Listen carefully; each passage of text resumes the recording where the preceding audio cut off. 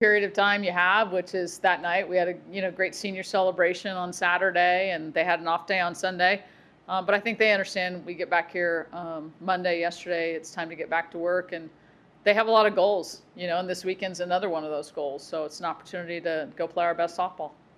Coach, this team this year has seemed like they really have an ability to lock in on the game at hand, not looking forward, not looking backwards. Just how beneficial is that when it comes to the postseason? It really is, and I saw that early on. Our first series against Missouri, the way we came out on Sunday, even after we won the series, I felt was very professional. We took that into South Carolina the next weekend. I think, there are times in the SEC season where maybe you're not on your A game in that respect. I think we saw that at Mississippi State.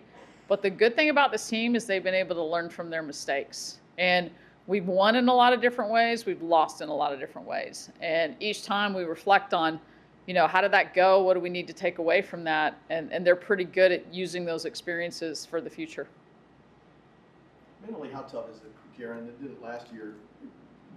The grind of knowing that it's a single elimination game, that you've got to come in every time out with your A game, as you were saying. Well, it is, but honestly, I like it a whole lot better than the old double elim, where we would go to the SEC tournament and we would literally beat each other up in a double elim tournament and then feel like we weren't refreshed going into regionals.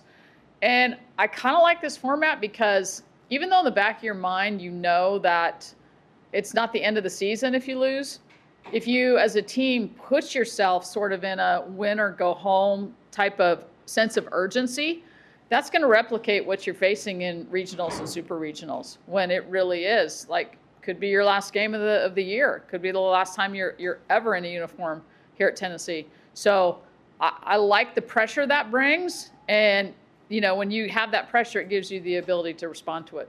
And that first game on Thursday could be against either Alabama or LSU. Can you give us a scout on both teams, depending on who you might face? Yeah, so we played them, pretty recently. Alabama week 7, LSU week 6. So it's in our memories. There's not a whole lot of having to kind of dig through the files. But I think the key for us, anytime we've gone into a day 3 with a team and thought, okay, we know them now, we haven't played very well. So one of the keys is going to be, even though we have played them, that we anticipate there's going to be something new and something that feels different. Alabama is more of a right-handed hitting lineup. LSU is, probably more left-hand dominant than anybody we face, if not anybody in the country. LSU, I think, has outstanding pitching. Berzon is one of the best pitchers in our conference. Kelly Lynch, she beat us up here. So they've got 2 that they can go to. Alabama pretty much rides Beaver, but at the same time, Brisky was the one who, did a number on us too. I mean, we ended up winning, but we only scored 2 runs. So it's the SEC. I mean, there's a lot of conversation about, can you believe LSU and Alabama are in an 8-9 matchup at 10 in the morning tomorrow, because they're 2 of the historically really good teams in our conference. Getting a double bye is obviously more of a luxury than anything, but what's the challenge coming into the tournament on day 3 when you're going to face a team that has that momentum within the tournament? Well, it's interesting for us because the double bye is so important because we're starting finals this week. So today's the last day of classes, tomorrow's the study day, and then we'll be down there playing Thursday, first day of exams. So I like that we have, that extra time this week, because I know it's a pretty intense and stressful time for our young ladies, just thinking about everything they have with school.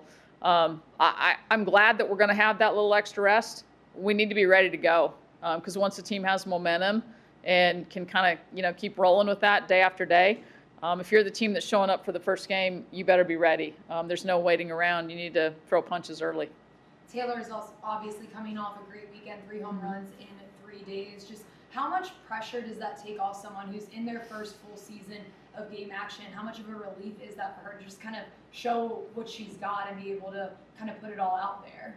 Well, Taylor, when she came here, I mean, we projected her pretty high, and she was in the lineup day 1 last year and suffered that unfortunate injury. I think what's cool about the way her season has evolved is she's played her best softball against SEC. So if I'm her, I'm sitting there going, hey, I should have all the confidence in the world. I've proven that I can hit well against some of the best pitching in America. And she's going to see, more of the same as we go through postseason play. So great time for us, for her to kind of hit that stride, and great time for her too. Speaking of that red shirt, just what are some of the benefits that you think it gave her having a red shirt due to that injury last year? I think the ability to kind of sit back your freshman year unexpectedly, but then just observe and just sort of see how your teammates might respond to different situations, what's good about it, what's maybe not good about it. She's a student of the game. I think she learned a lot. It's such a jump from high school to college. And as much as she hated it at the time, it might be a blessing in disguise. And the good thing for us, too, is the injury happened early enough that we got the year back. So she is just a freshman right now. Aaron, what's the key to keeping pitchers fresh, down the postseason stretch of hopefully the next one for you?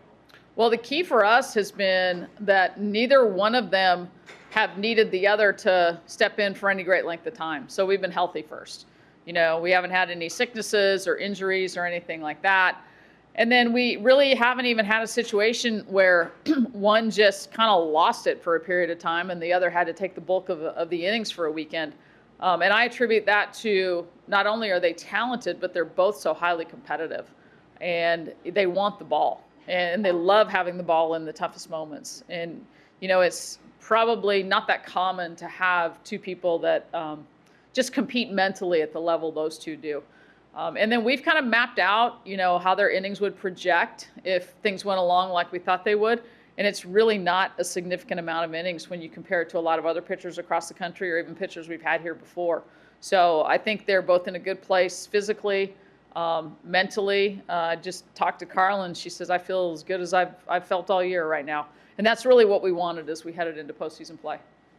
The program was the first time that you guys have gone back to back for the regular season SEC title, getting that win over Kentucky, clinching the SEC title. Just a few more chances to make first this year. Does it ever get old making history and adding another notch to those history books? When you're making good history, no, that never gets old. So we'll take that. And we're going to get down there and play to win, no question. I think this team ultimately wants to be in a position to win the big one at the end. And, we're not going to look ahead to anything, but we understand that everything we do every single day, we're putting money in the bank to help us get in that position. So I think that's our mindset this week is these are steps to get where we want to go. If we, have a game we lose down here, that doesn't mean that we can't ultimately achieve a bigger goal at the end of the season. Riley West seemed to have had a big weekend. Maybe didn't pop up too much on the box score, but the catches she's making in the outfield, her production at the plate, what impressed you most maybe these last two series with Riley West? Really just her ability to learn. And in our film session yesterday, she's one of the first ones to bring up, hey, I think I could have read that better or I could have done this better. We had a ball fall in down at Mississippi State, and right away she learned, why did I not read that ball well? What greater risk can I take on that ball? And that, to me, is all you can ask for as a coach. If something happens and there's an opportunity to learn how to make a play better, she's going to do it. And the same thing with hitting. She's not going to let one swing or one at bat affect the next one. She's going to learn from it and come out even better.